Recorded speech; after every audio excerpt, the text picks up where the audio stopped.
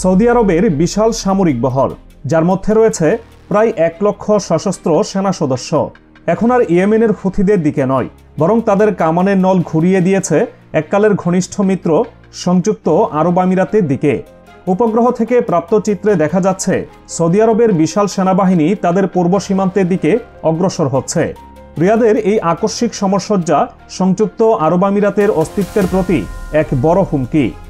দীর্ঘদিনের মিত্র এবং প্রতিবেশী দেশটির সীমান্তে প্রায় 1 লক্ষ সেনা সদস্যের এই সমাবেশ বিশ্ব রাজনীতিতে তোলপাড় সৃষ্টি করেছে।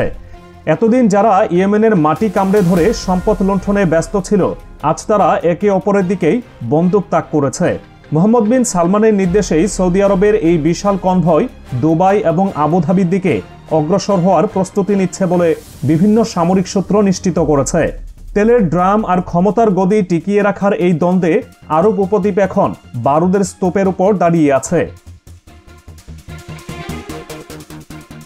এই সংঘাতের মূলে কোনো ধর্মীয় বা আদর্শিক কারণ নেই, আছে কেবল ইয়েমেনের দখলদারিত্ব এবং চুরির মালের ভাগাভাগি নিয়ে।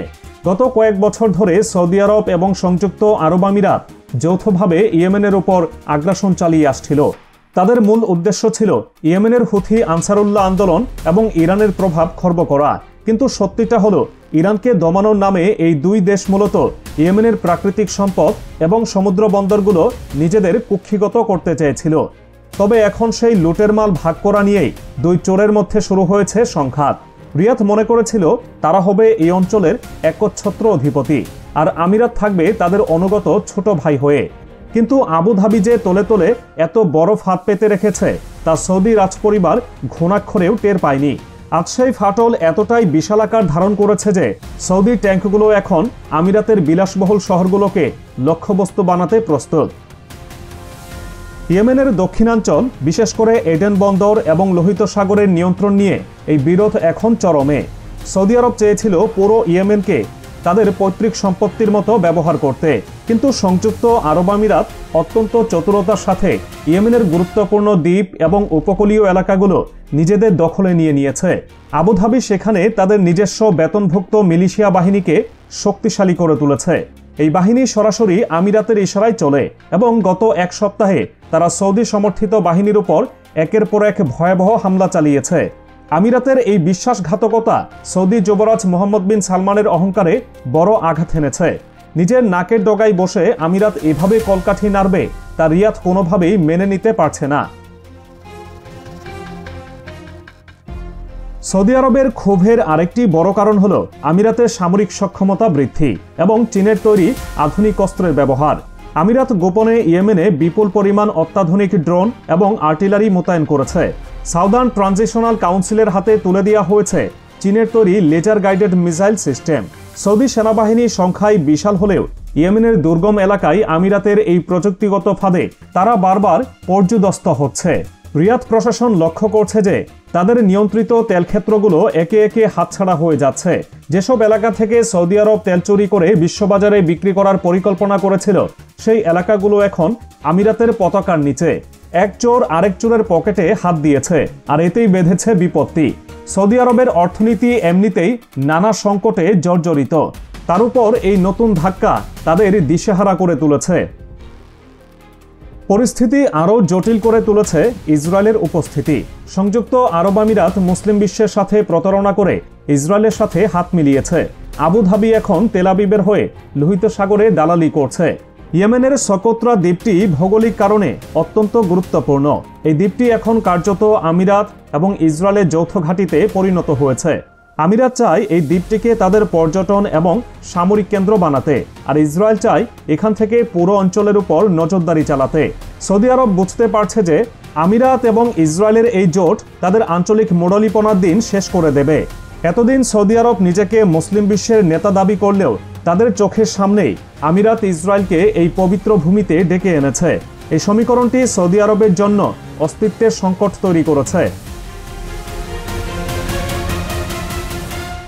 ইরানকে শিক্ষা দিতে গিয়ে সৌদি আরব এবং আমিরাত আজ নিজেরাই বড় শিক্ষার মুখে পড়েছে। তেহরান অত্যন্ত ধীরস্থিরভাবে এই পুরো নাটক পর্যবেক্ষণ করছেন।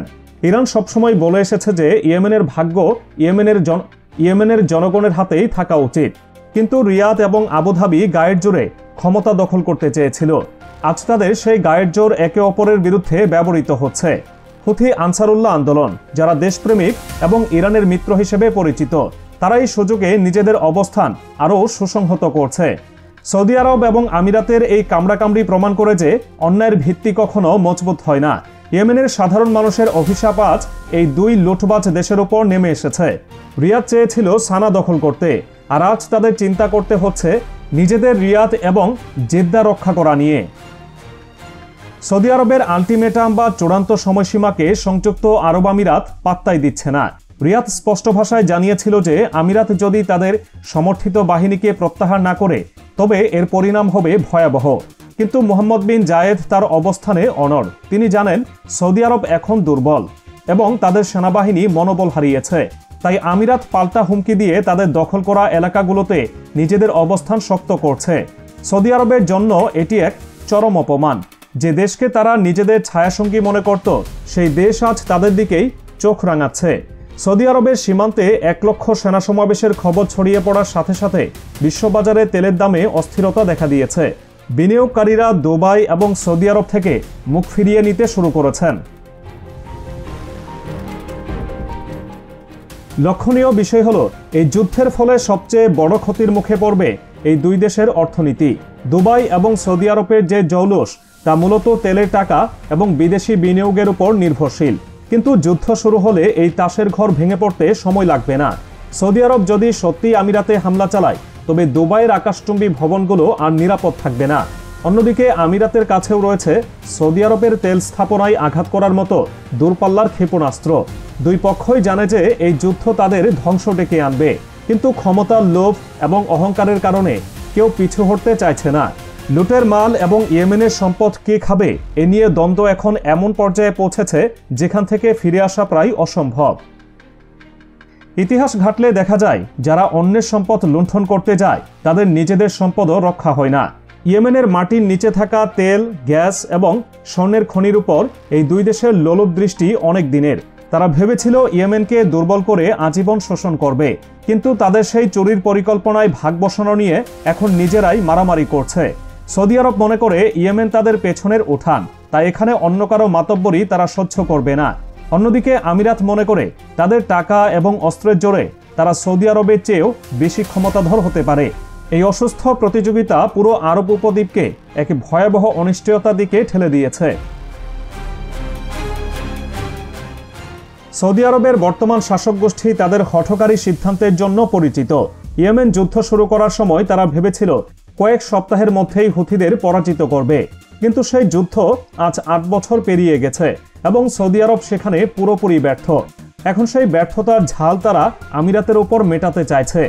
সীমান্তে বিশাল সব ট্যাঙ্ক এবং রকেট লঞ্চারের সারি প্রমাণ করে যে রিয়াদ এবার চূড়ান্ত কোনো পদক্ষেপ নিতে যাচ্ছে। সামরিক পর্যবেক্ষকরা জানাচ্ছেন, সৌদি আরব যে কোনো মুহূর্তে আমিরাতের ভূখণ্ডে বা ইয়েমেনে আমিরাতের ঘাঁটিতে বড় ধরনের মিসাইল হামলা চালাতে পারে। এর জবাবে আমিরাতও প্রস্তুত। তাদের বিমান বাহিনী এবং ড্রোন স্কোয়াডকে সর্বোচ্চ সতর্কাবস্থায় রাখা হয়েছে। এই সংঘাতের ফলে লাভবান হচ্ছে পশ্চিমা অস্ত্র ব্যবসায়ীরা এবং ইসরায়েল। তারা দুই পক্ষকেই অস্ত্র বিক্রি করছে এবং মুসলিম দেশগুলোর এই আত্মঘাতী লড়াই উপভোগ করছে। সৌদি আরব এবং আমিরাত যদি নিজেদের মধ্যে যুদ্ধ করে দুর্বল হয়ে পড়ে, তবে এতে ইরানের বা হুথিদের কোনো ক্ষতি নেই, বরং লাভই বেশি। শত্রুর বিনাশ শত্রুর হাতেই হচ্ছে, এটি এখন মধ্যপ্রাচ্যের বাস্তবতা।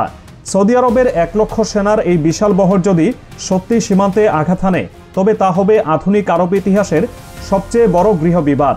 একসময় যারা ভাই ভাই বলে স্লোগান দিত, আজ তারা একে অপরের রক্তপিয়াসী। ক্ষমতার মোহ মানুষকে কতটা অন্ধ করতে পারে তার জ্বলন্ত উদাহরণ এই দুই আরব রাষ্ট্র।